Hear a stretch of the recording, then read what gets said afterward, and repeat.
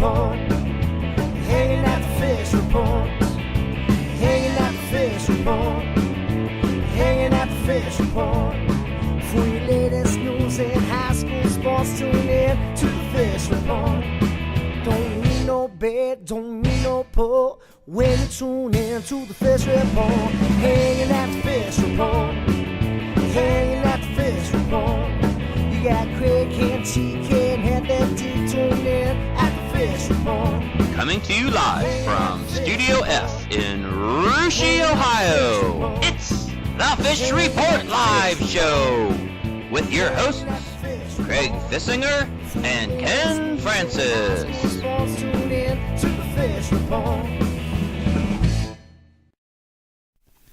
And welcome everyone to another Fish Report Live. My name is Craig Fissinger. That is Ken Francis. Thanks for joining us tonight. Back in our sound room, we've got TK and Heavy D. Going to be talking to those guys a little bit later in the show. And back again this week out in Studio R are Covey and Kearns. Excited to talk to them. Ken, a lot of fun on our last show of the fall sports season. Hard to believe we've been doing this for 7 years now, fall sports. That's the reason we got into this in the first place. Yes, it is, Craig. You know, I remember very well 7 years ago, you and I sitting here just about 20 feet over down your basement with a milk crate set up on a cardboard table and talking cross country. And I think that was the only sport we talked at the time. We were just cross country crazies and still are today. True. But we cover all the sports.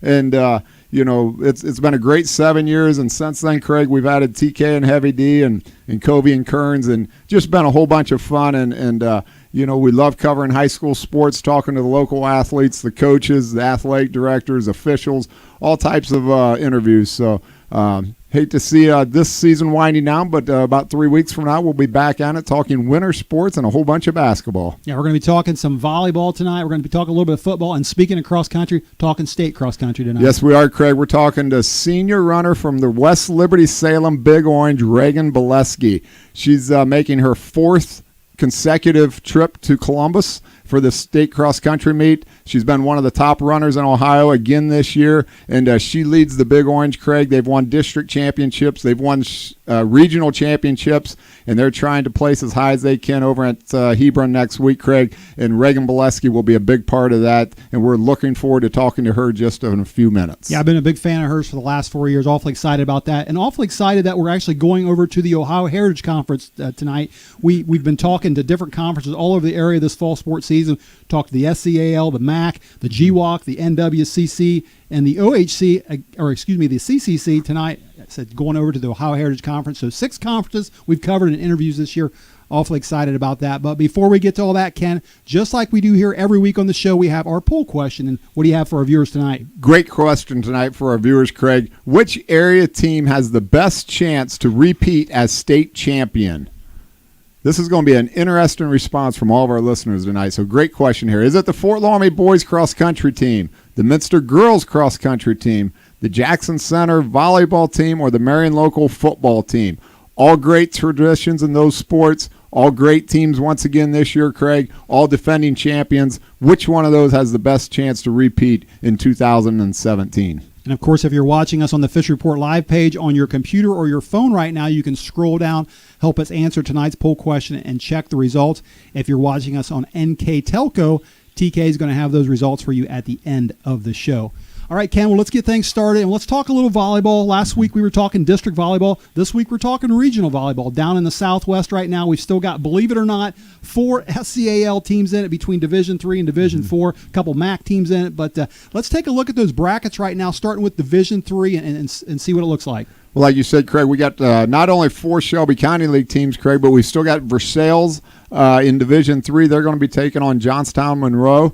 And then one of the Shelby County League teams there, Anna, taking on a very good, very talented Miami East team there, Craig. Going to be a big, tough match for Anna. I look for Versailles to advance there. Anna's going to have to play extremely well to beat Miami East, although I feel that Anna is very battle-tested. They've played a lot tougher schedule than what Miami East has, but I know Miami East has one girl on their team, Craig. She's going to Penn State, which is one of the top programs in the country.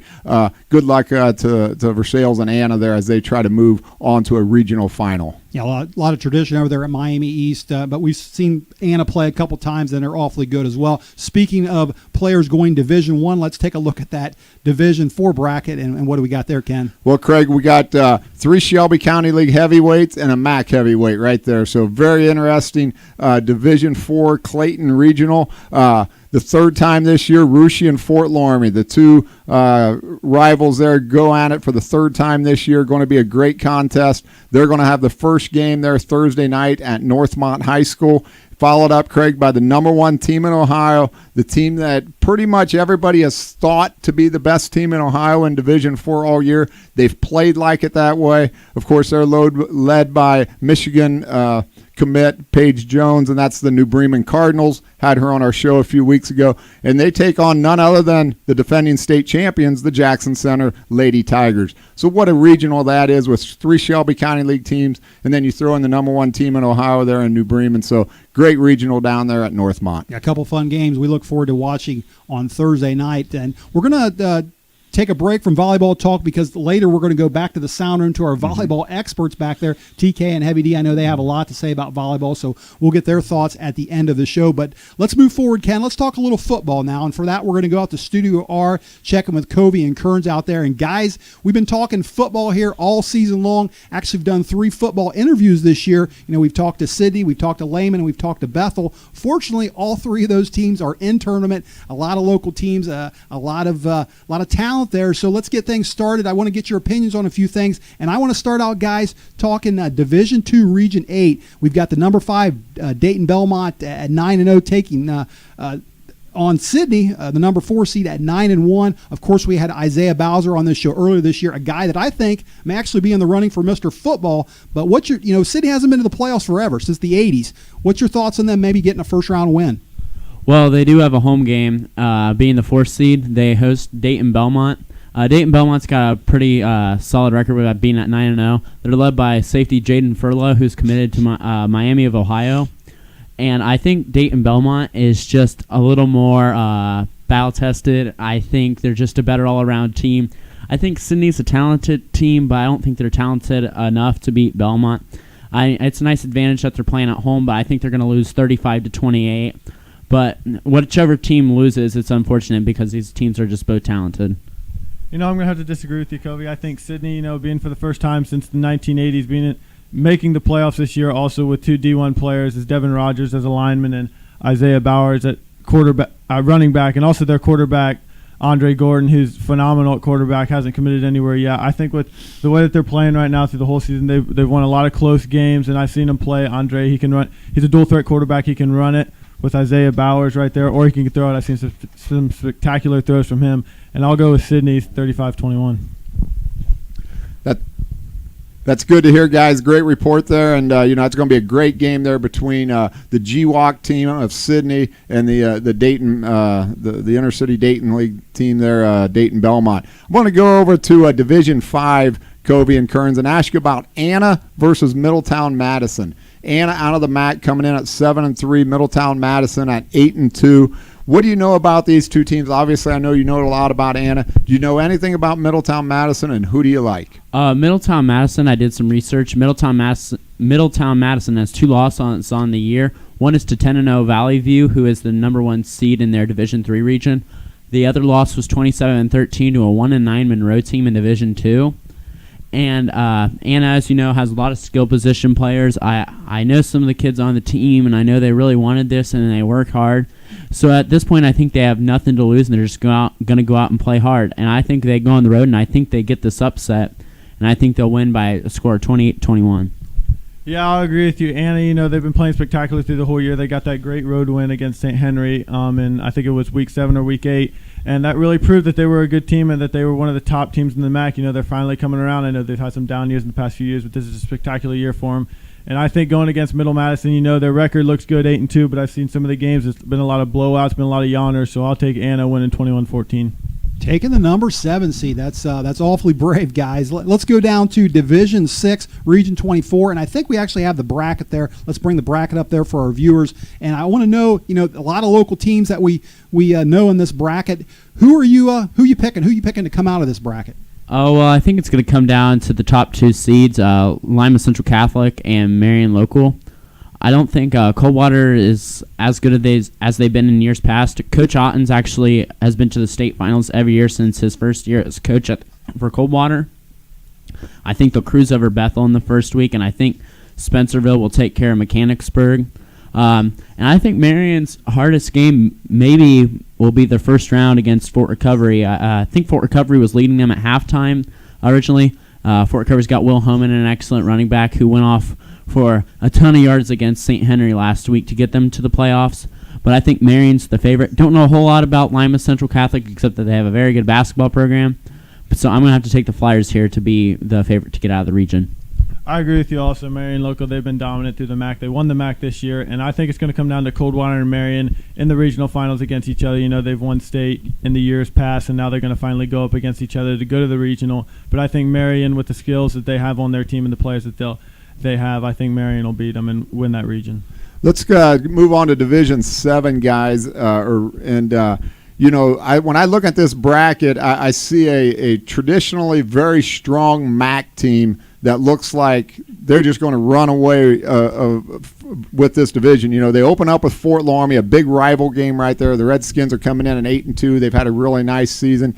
You got Lehman in there. That's a pretty solid team this year. And, of course, the number 1 seed, Crestview. Guys, who do you feel is coming out of this region? Well, I'm going to have to take Minster, and it's kind of weird that you say a 4 seed's going to run away with it, but I think they got a real easy game to start with. I don't think Laramie's a playoff team playing in a very weak cross-county conference. I think it's about a free pass for Minster in the first round. We don't know what Crestview's got, but they should roll over Ansonia. And Lehman is probably, I think, Minster's biggest challenge. They got some athletic players. Got Elliott Gilardi at quarterback. And Delta St. John's is also a solid team, but Minster handled them pretty well earlier in the year. So, yeah, I've been saying it since early in the season. It's Minster's region to lose, and that statement still is true.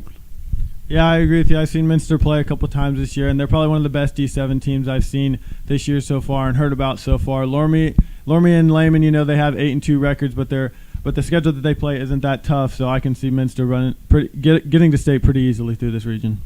All right, great stuff, guys. Thanks for that report, and it sounds like it's going to be a lot of fun this opening round here coming up Friday night. You know, Ken, every time we talk playoff football, I want to sing that old Hank Williams song that was on Monday Night Football. Are you ready for some football? I know. I want to say that every time we get to playoff well, you can football, sing it if you want. I think I'll stop. Okay.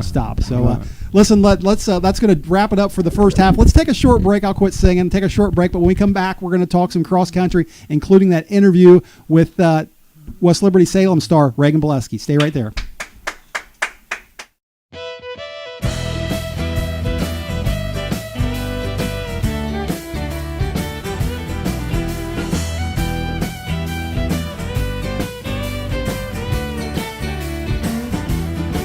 My father said it's time to be home man, but don't go and tall in the motherland. You were born with heart, raised on pride. This is gonna go wrong through your bloodline.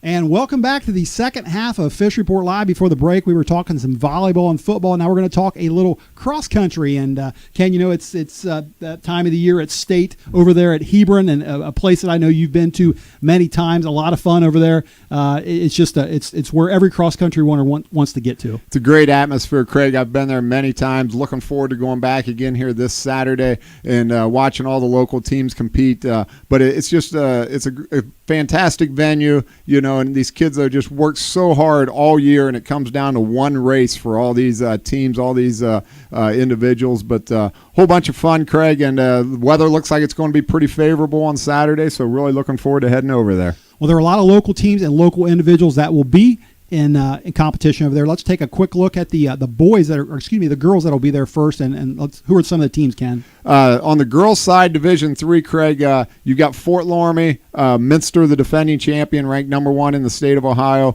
Russia, Versailles, and West Liberty-Salem. Again, West Liberty was the regional champion over here. Fort Loramie was the regional runner-up. Versailles was third, and Russia was fourth. And again, Minster coming in, Craig, number 1 team in Ohio, defending state champion. You know, I think they got to be the team to beat again. You know, they're just it's in the water over there.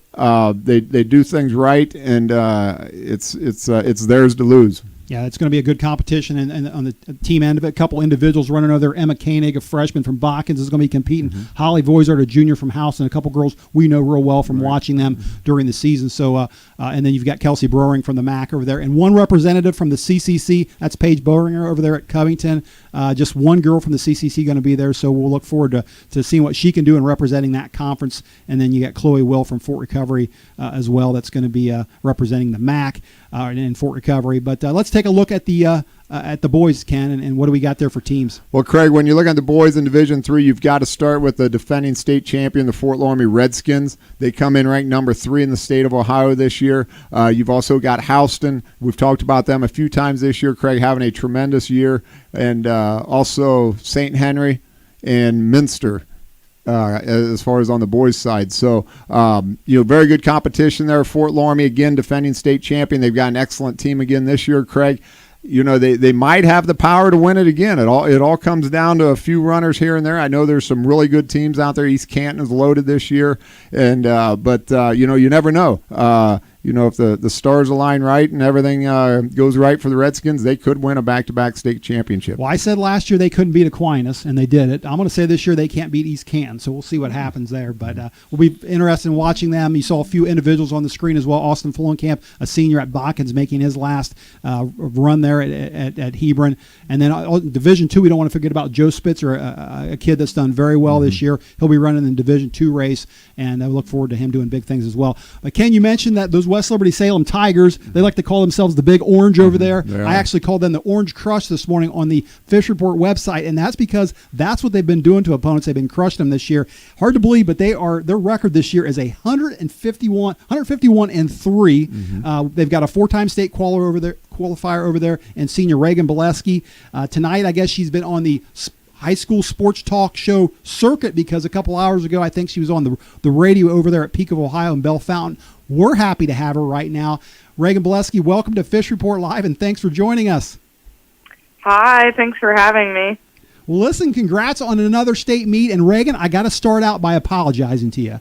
A couple weeks ago on the Fish Report website, I was doing a district preview. I was talking about you being part of that top 10 over there at district, and I kind of said that, you know, your best race was probably your freshman year, back when you won that district race as a freshman. I said that you were no longer the fastest one on your team, and that probably belonged to a couple of underclassmen over there.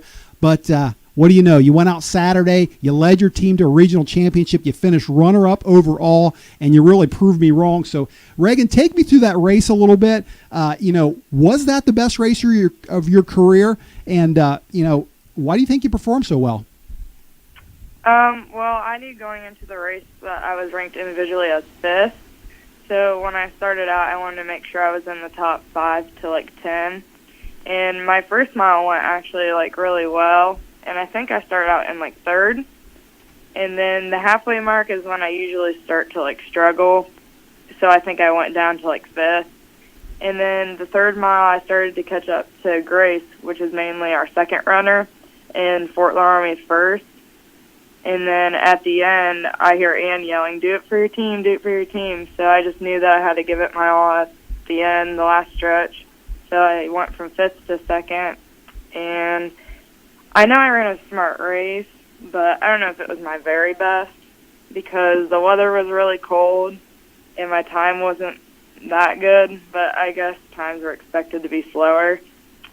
I think I did well because I visualized my race a lot and I hydrated and I just made sure I prepared. I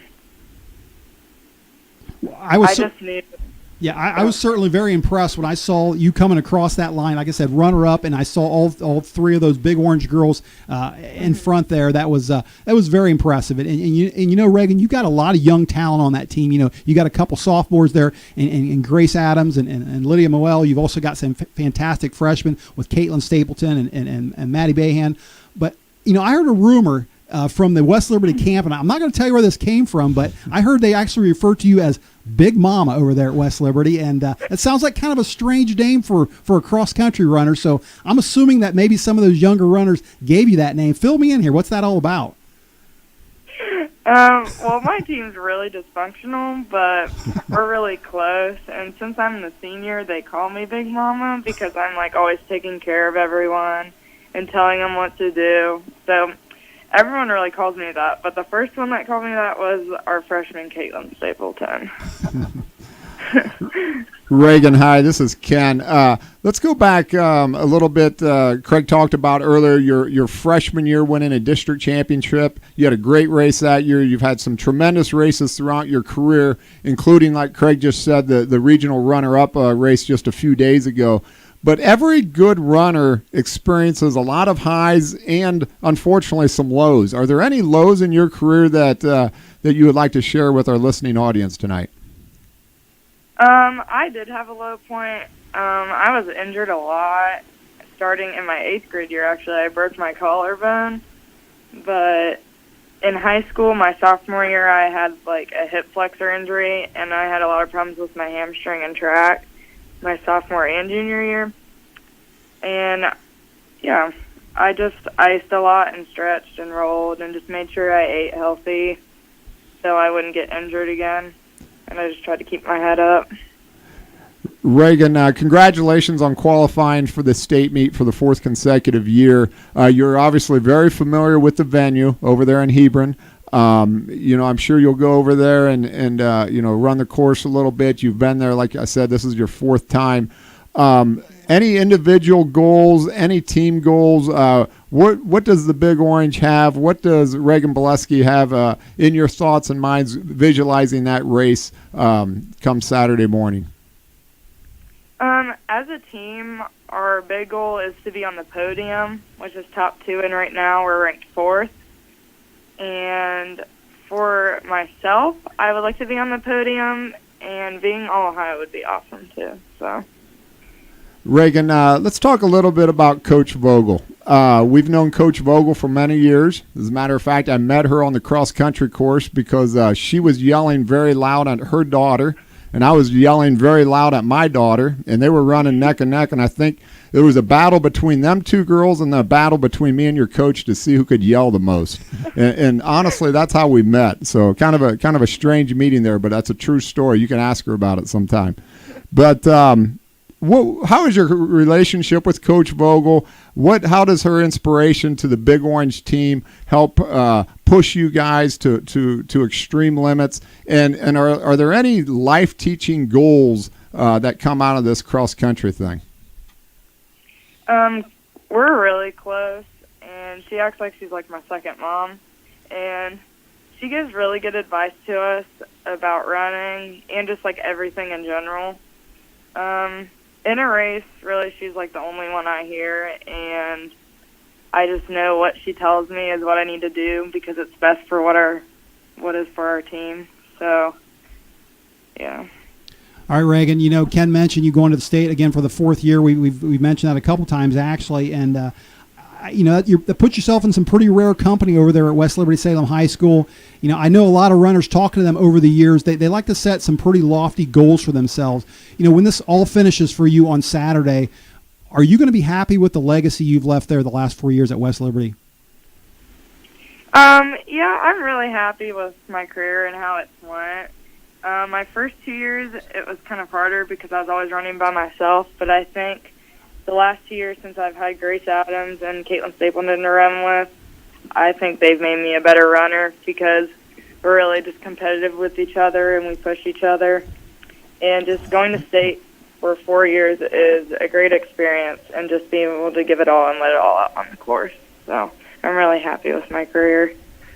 All right, Reghan. Hey, listen, one more question before we let you go, but I know we haven't seen the last of you because I know very well you'll be out on that track this spring. One more time we'll get to watch you and running distance out there. But, when that finishes and you graduate from West Liberty over there, what's the plans for after high school? I'm planning on running in college. I'm not sure where yet, but I would also like to major in stenography. So, yeah. Well, listen, Reghan, from Fish Report Live here, best of luck to you guys on Saturday. Go Big Orange. Good luck to Coach Vogel and, like I said, and yourself and the entire team there. Congratulations on your 4th trip over to Hebron, and make this one your best race ever. Thank you. All right, that was West Liberty-Salem senior star Reghan Bieleski over there, Cannon, and it's going to be a lot of fun this weekend. And I've been told that's one of the most highly attended state cross-country meets in the nation over there. So a lot of fun for them to run in front of a crowd like that. Yes, it will be. And like I said, weather's going to be good. No reason not to go out and support all these runners. All right, well, let's go back to the sound room before we wrap things up here tonight. I want to talk to those guys, TK and Heavy D. And, guys, we were talking some volleyball a little earlier. Ken kind of broke down the Division III, Division IV brackets. A lot of talent in Southwest Ohio right now. What's your thoughts on the games? Yeah, you know what? I really enjoyed Sonny Foltz's article on Press Pros this week on Shelby County volleyball. I think he hit all the right points there. A couple fun facts before TK gives us a prediction on the games this week or on Thursday. Jackson Center is the defending state champ, #1, going against the New Bremen Cardinals, now #1 team in the state. That's going to be a heck of a game. So I definitely say Jackson Center is the underdog, but don't count Coach Metz and the Tigers out. And also last year, if you recall, back in the regional finals, Jackson Center beat New Bremen to advance to state. So a little bit of payback coming from the Cardinals potentially on Thursday night. Those are some fun facts. So looking at those regions, just I guess my viewpoint there. D3, talked about it before, Anna, Miami East.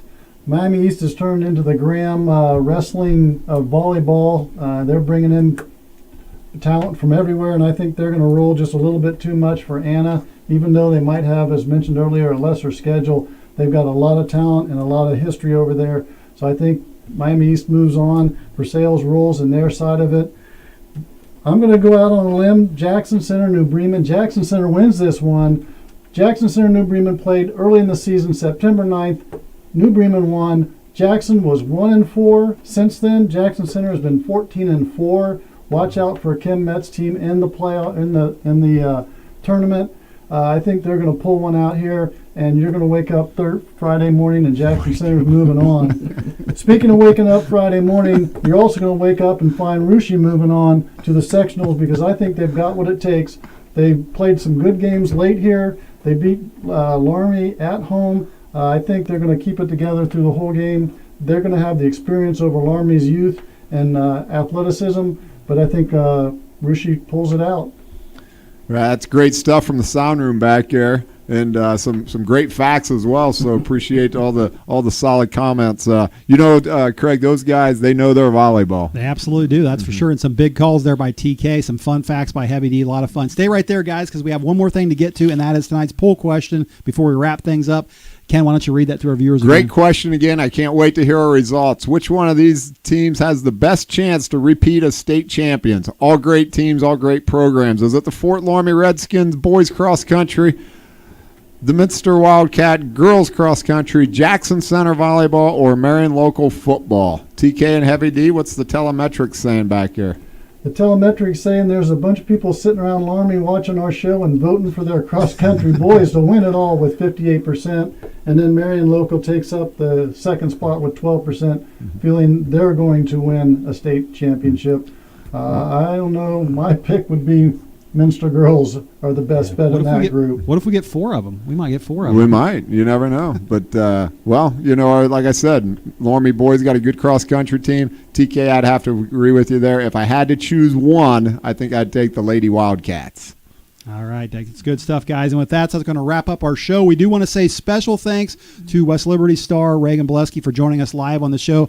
Ken and I and the crew are all going to take a couple weeks off, going to be ready for the winter sports season coming up, ready to talk some basketball, boys and girls. That's about the week of Thanksgiving we'll be coming back. So until then, go out and watch some high school sports if you get a chance in the next couple weeks. Thanks for tuning in, everyone, and have a good night. Hanging at the fish report. Hanging at the fish report. Hanging at the fish report. Hanging at the fish report. For your latest news in high school sports, tune in to the fish report. Don't need no bed, don't need no pull when you tune in to the fish report.